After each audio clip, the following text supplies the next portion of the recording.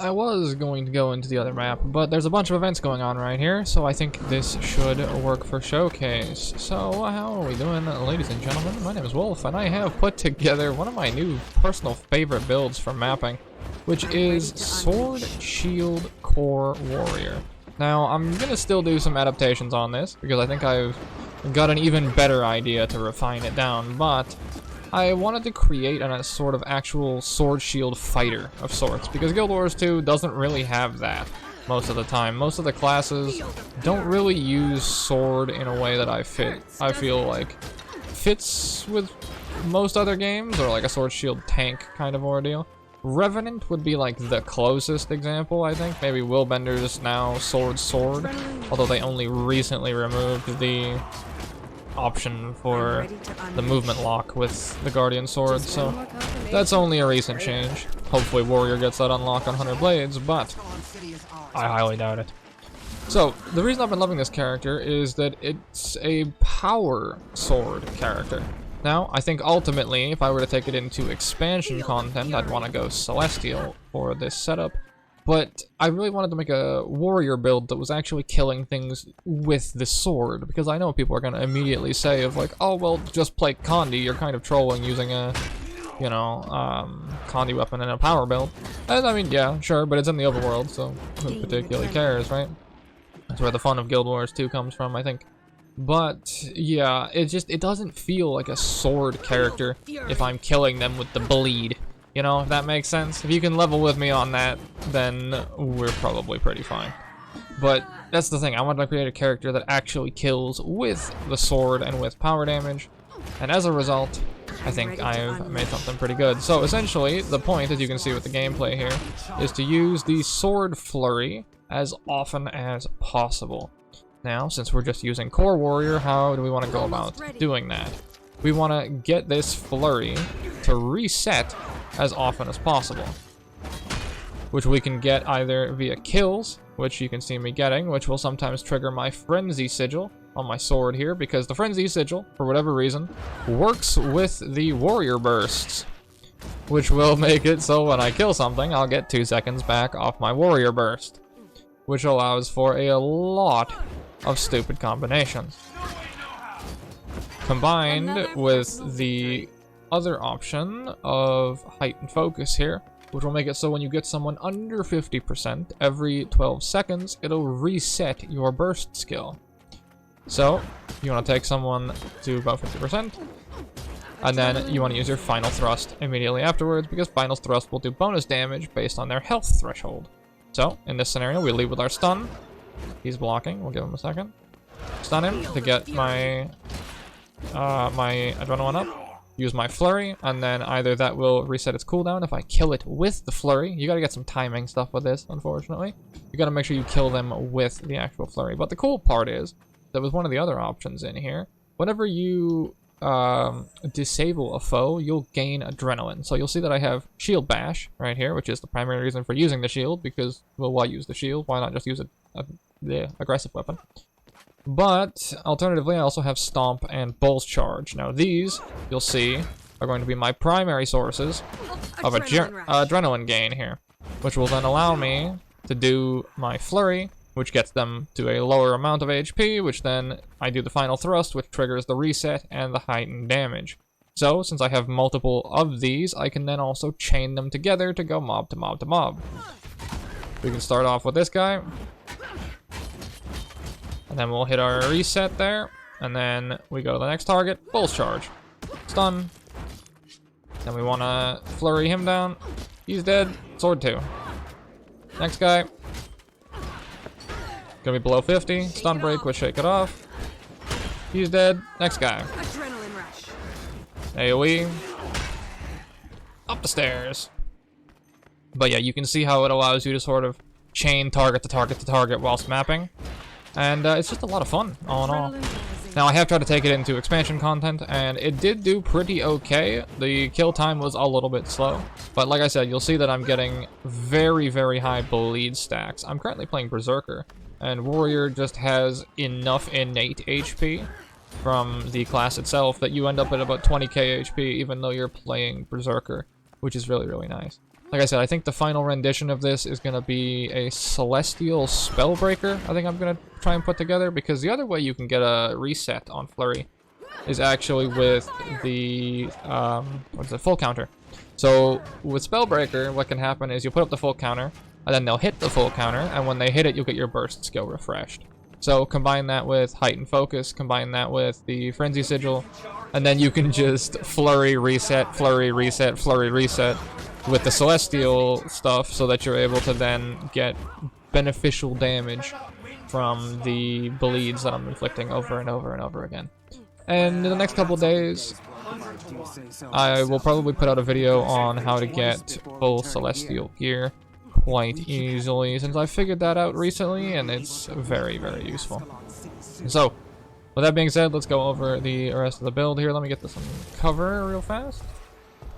Here we go, we'll pop over to Ascalon. I wonder if this build could solo dungeons. That could be fun. I might do a series where I try and solo dungeons. That could be an interesting little ordeal. Okay, so, like I said, full Berserker. We're just running Strength Runes here. And then we have a Relic of the Defender here, because of course we're using Sword Shield. So we also have a Shield Block, which of course you can move with. And since we have Shield Master, this will also allow you to reflect projectiles. In the second weapon set, by the way, we are using Sword. So I can already see the comments of, oh my god, he's trolling, he's using Sword power. No, ArenaNet trolled us by not making Sword a power set. It's swords, my guy. It's not it's not rocket science, but I genuinely hate that so much, that Sword isn't a power set on Warrior. It's such a tilter. But the reason I use this is that you can use Impale as another pulling option. Right, you can throw the sword, you can then leap, and then you can rip the sword from them since it combos together nicely. Coupled with the shield block and Relic of the Defender, you also get an extra shield block on the exact same key. So if you're in trouble, you have 2 flip shield blocks to literally save yourself. And then when you shield block or when you sword block, your Relic of the Defender will trigger, giving you a little bit of extra healing.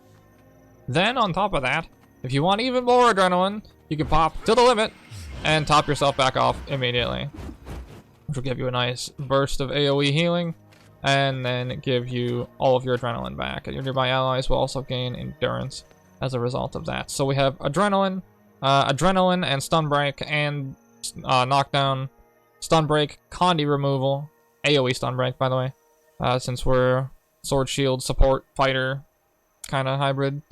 Bull's Charge for knockdown. Also, these all will remove Immobilize, including the Savage Leap. And then we get passive adrenaline from Signet of Rage back here. So, we'll move down to the build here, and we're running Arms, Defense, and Discipline. So, we're going to pick up Opportunist, which is gain Fury and Adrenaline when you immobilize or disable a foe. This is what kind of put the idea together. Was originally, I was using the Lesser Signet of Might and whatnot, but this kind of really made everything come together, since we'll get a nice 5 adrenaline every time we crowd control something, which obviously Shield Bash, Bull's Charge, and the Stomp option as well. And then Blade Master, since we're using a sword, we gain condition damage while wielding a sword, which will of course combo better with Celestial gear, I'll give it that. But sword skills gain reduced recharge. We want that 20% reduction for Savage Leap as well as Final Thrust. I don't know if it applies to Flurry, let's check. It doesn't. We learned something today. Cool. You have a chance to inflict bleeds on critical hits. Obviously, we're critting a shit ton, and bleeds that you apply will last longer. And then burst skills have a 100% increased crit chance. So when you're using Flurry, you have 100% crit no matter what. So, like I said, Celestial gear, you don't need the Berserker crit chance, since it's got 100% crit all the time, giving you all the bleed stacks and all of the really stupid condis. I did experiment with using dual wielding and then switching over to the second weapon with the sword. I think that might be better if you use an axe in the offhand, but not really my style particularly, not what I was going for here. In defense, then we're going to pick up Shield Master as well, also I'll cover the minors. Fury, when you swap weapons, you'll swap weapons whenever you feel like. Condition damage when you have Fury, increased chance to crit against bleeding foes, but it doesn't make a difference. And then, of course, the bleed minor I was telling you about there. The reason we've got defense is for adrenal health. I hate the fact that they don't like this class, and they made it so that this is a heal over time instead of a burst heal. I remember when I used to just Earthshaker, reset, Earthshaker, and I've stunned you twice and healed my whole health bar. Oh, God. And then the 10k backstab thieves. Why was all the fun stuff nerfed, man? Anyways. Like I was saying, Shield Master will allow you to get your missile reflect, so if a sniper is going to aim at you in the open world, there's a lot of stuff in the higher tier maps that'll literally put a target over your head. If you see something like that, you just pop your bunker down, and it will reflect with Shield Master, and you pop your shield stance, and you'll just send all those projectiles right back to them, and you'll be healing for it as well, because of the Relic of the Defender, like I said earlier. And then, of course, like I said, Adrenal Healing, you constantly have healing ticking over and over and over again, because you're flurrying time after time after time. Now, Merciless Hammer sounds sus, I know. Hammer and Mace skills deal increased damage when striking a disabled or defiant foe, period. Gain adrenaline when you disable a foe, right? Two separate parts. Disable counts as stun, etc, etc, etc. So, yes, looks troll, but that little line in there, that period, is doing a lot of work. You don't say that line very often. But nonetheless, it's making it so that when I hit my shield bash, for example, I will literally get 13 adrenaline, which will then allow me to get the flurry combos like I was doing before. And then we'll get resolution when you block an attack or are struck by a critical hit. And then we end off with gain adrenaline when hit for just constant more adrenaline uptick. And as well as remove a condition when you hit with a burst skill. This will give you constant condition removal, but if you're in the thick of shit, that's when you pop Shake It Off, and that will solve that problem for you. Or you can get increased strike damage for gain stability when you disable a foe, since obviously we're charging over and over and over. Or you can opt for Stance's Grant Barrier if you decide to take Berserker Stance here. That is another alternate option I was working with to begin with. I think you could maybe drop this one for Spellbreaker. I think you keep Burst Precision, I think you keep Heightened Focus for the resets, and then you bin this for Spellbreaker because you don't need the extra adrenaline anyways because it's 1 bar. And, I mean, you lose the Shield Master Reflect and the Adrenal Health, but hopefully you'll be able to heal through full counter. We'll see. I'll mess around with it when I get up there. Yeah, but I still have to do some unlocking on this character, so. And then we'll come down to Discipline. We'll get Adrenaline on Weapon Swap, which obviously you're not swapping weapons all that often, but if you do, you'll get a little bit of extra adrenaline. Then we have Warrior's Sprint here, which will give you that 25% movement speed, as well as Remove Immobilize on your movement skills here, like your Sword 2 will remove Immobilize, Bulls Charge, as well as your Stomp. Now, the reason I really like this node is I actually really like the 25% movement speed increase. It's genuinely noticeable. And on top of that, with this build, like I was showing you before, you're hopping mob to mob to mob to mob. You aren't mounting in between. So all those little micro steps, all that little bit of movement is all optimized to be that little bit faster. You know, it might not be a lot, but if you're doing a lot of gameplay on this character, or if you wanted to say map complete, for example, like I'm probably going to do with a Sword Shield build, then it's going to shave literally hours off of your playtime in the long run just by running that little bit optimizedly quicker. But otherwise, we got weapons swapping recharges faster, doesn't really matter.